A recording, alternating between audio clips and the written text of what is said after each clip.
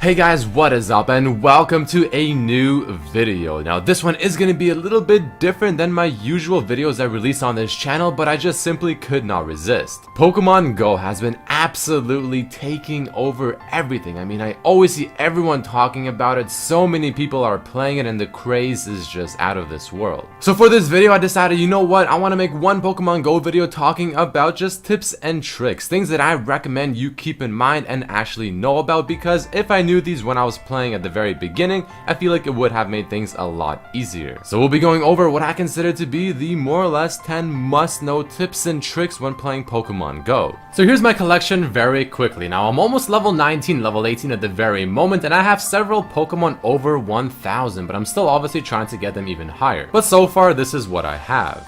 Obviously not the best Pokemon collection in the entire world, nor the highest level, but I have been spending a lot of time playing Pokemon Go, finding stuff about this myself, researching about a lot of things online as well, and I hope this video will prove to be useful. So let's get right into the very first thing I want to talk about, and this one is going to be more or less a very general thing to keep in mind. Now I highly recommend trying to catch as many Pokemon as you can, even when you see those Pidgeys or those Weedles or the Caterpies or even the Drowsies, catch them all, because usually getting Pokeballs isn't the hardest thing in the entire world. I have found several areas around where I live, maybe a 5 or 10 or even 15-minute drive or even bus, where there's a lot of Pokestops. I mean, you just make one route and you can keep farming them over and over and over. So getting Pokeballs really should not be a problem, and catching as many Pokemon as possible will give you as much candy as possible, which will work for something I have a bit later on into this video. You'll get a lot of experience because honestly trainer level is pretty much everything in this game. And for Pokestops, they do refresh every 5 minutes or so. So I mean, you can easily make one route around some area with a decent amount of Pokestops, and you can probably farm that out for maybe 30 minutes or so and you'll be good to go for a long time. Now speaking of catching Pokemon, there's one little trick you can do to slowly make your experience bar go up just a little bit more, and that's curving your Pokeball. You can spin it, you can throw it to the side, and it will curve, and if you do it correctly you'll get about 50 extra experience. Now this is something very important to keep in mind, because whenever you're catching maybe one of those weaker Pokemons, the ones you're just catching for the sake of catching, like a Weedle, like a Rattata, Drowsy or whatever, and they're fairly low CP or combat power, then you might as well try and spin the Pokeball and try to get that little bit of extra experience, because chances are catching that Pokemon shouldn't be all that difficult to begin with. All you have to do is simply spin the Pokeball. As you see it start spinning on your screen, throw it off to the side, it'll curve to the center towards the Pokemon you're trying to catch, and if you do it correctly you'll get extra experience. The same thing applies to the ring you see around the Pokemon that constantly keeps shrinking. Whenever you throw the Pokeball and it gets inside the ring, you'll get also bonus experience. The smaller the ring you do this with, the more experience you get. And the color of the ring shows the difficulty of the catch, from green to yellow to orange to red. So be careful of the higher ones.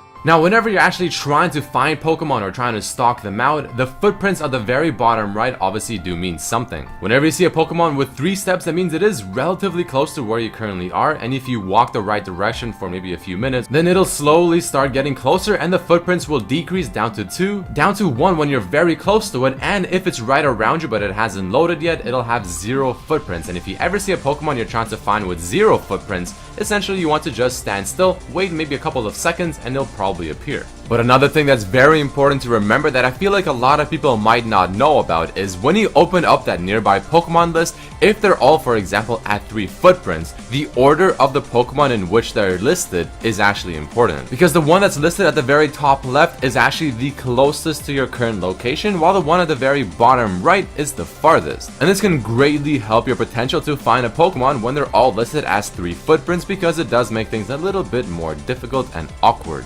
Well, we've talked about finding Pokemon, we've talked about catching Pokemon, but what about when you already have a lot of Pokemon? What exactly do you want to do with them? One of the main things is to use your Stardust and level them up. But I feel like a lot of people will sort of waste their Stardust, especially at the lower ranks. Now, you don't want to waste Stardust because it is very valuable later on into the game, because this is the primary way to actually level up the CP of your Pokemon. For instance, at the very beginning with low level CP Pokemons, yeah, it's gonna not really cost all that much Stardust, but for me currently to level up a lot of my higher level Pokemons, it'll cost me anywhere from 1,000 to almost 2,000 Stardust per level. So my really huge recommendation or tip right here is don't waste your Stardust early on. Wait till you're higher trainer level, maybe 10 or plus, wait till you can start catching those higher CP Pokemon in the wild, and then once you get those higher ones, that's when you want to start considering using your Stardust. Only use Stardust on Pokemon you actually care about, the ones you'll be using to take over gyms and essentially your main roster. Don't waste it too much on other Pokemon, ones that you barely will use.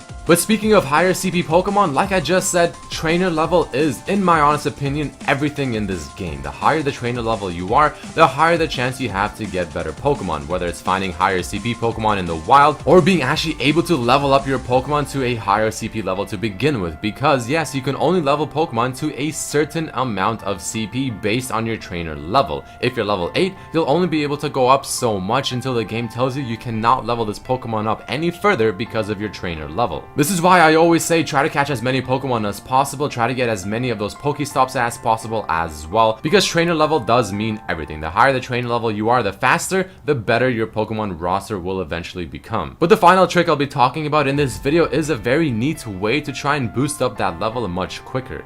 Whenever you evolve a Pokemon, usually it's for one of two reasons. The first of which being, yeah, this is a Pokemon you care about, this is something you want to evolve and you want to train, make a higher CP level, and essentially make one of your main roster Pokemon. The other reason is simply for experience, which again I'll talk about as the last tip in this video. Now, whenever you're considering to level up a Pokemon, you always want to look at the little bar right above the actual Pokemon when you look at its statistics. This is extremely important because it usually does take a fair number of candies to level up the Pokemon, and if you don't have enough because you didn't catch enough of that single Pokemon, then it can be a little bit difficult of a choice to make. But in general, you want to look at it this way. Is this a Pokemon you care about? Okay, now look at the bar on top of the Pokemon. Is it near the end? Is the half circle at the very end of what it can be, or is it at least somewhat close? Because whenever you do evolve the Pokemon, your evolved Pokemon will maintain this little bit of a curve on this little half circle. So if you evolve your Pidgeotto to a Pidgeot and the CP on the Pidgeotto was not very high and the curve on it was pretty much near the beginning, your Pidgeot is going to be quite low level and it's going to be a little bit difficult to level them up further. So you usually want to wait till you catch a Pokemon that you want to level up in the wild that's a fairly high CP level, maybe boosted a couple of times yourself, and then evolve it and you'll be very thankful.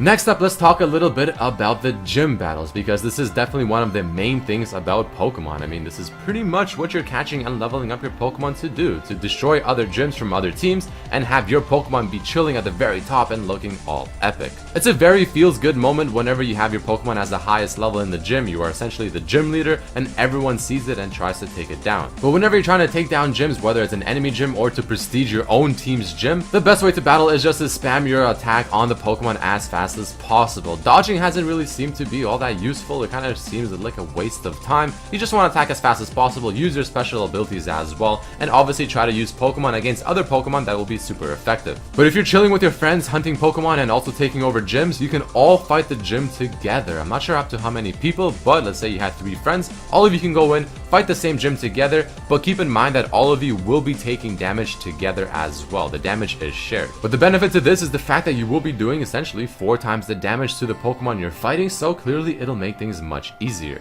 But another thing a lot of people might be a little bit curious about or wondering how exactly it works is the gym level. How does this work? What does this mean? Well, the gym level is based on the amount of Pokemon that are essentially stationed at the gym. And the way you make the gym level higher is by putting either stronger Pokemon in there, which will kind of give the gym a little bit of experience from what I've noticed, or you can fight your own team's gym. No one will actually die. Your Pokemon won't die. It'll get to 1 HP if it ever does technically die in the battle. But you're essentially fighting your own gym to prestige it. You're gaining experience for it because, again, you want to gain levels for the gym because that opens up extra slots as to Pokemon you can put in. But do remember that you can only have 1 Pokemon per gym. If you put a Pokemon that is the highest level in the gym, let's say there's 7 people and you're the highest one, that's the best option to have if possible, because it means whenever an enemy team tries to take over your gym, you will have the highest chance to remain in the gym as long as possible and maybe even stay there for longer because the team just simply cannot kill every single Pokemon in the gym. If your Pokemon is the weakest in the gym, then chances are you will be knocked out first and you will be the easiest person to knock out as well. But after you're done farming gyms, you can instantly go to the store. At the top right, it'll have a little icon telling you how many gyms you currently have Pokemon in, and you can press that button every 22 hours. It'll give you a little bit of a reward. And this reward will consist of 500 Stardust per gym you have controlled, and it'll also give you a little bit of those gold coins that you can use in the store to buy extra things.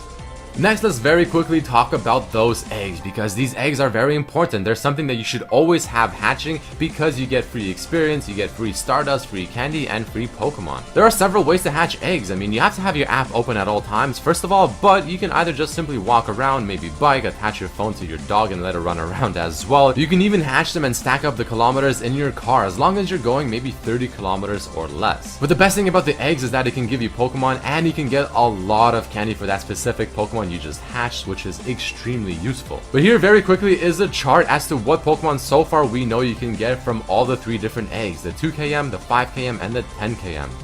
And the final tip of this video that I want to talk to you guys about is a very important one. This is one of the best ways to level up other than just spam catching Pokemon. So I'm sure most of you have seen those lucky eggs in your inventory that give you double experience for 30 minutes. Now these are very useful, make sure not to waste them. And here's the best way to use them as well to get maximum experience. You want to catch as many Pidgeys, Weedles, and Caterpies as possible because these are the Pokemon that only require 12 candy to level up or to evolve. This is extremely important because as far as I know, it doesn't matter which Pokemon you're evolving, they all give the same experience, being 500, but if you have the egg on, that's 1000. So you stack up on these Pokemon, activate the egg, and you start evolving every single one as long as you have enough candy, and then you get a ridiculous amount of experience. And make sure to transfer all of your low-level Pidgeys or Pidgeotos for extra candy because you get 1 candy per Pokemon you transfer for that type of Pokemon, which you can also use to evolve another Pidgey after that. But even better, you can do this while you're about to hatch some eggs, especially if you haven't really discovered a lot of Pokemon just yet from the eggs themselves, because again,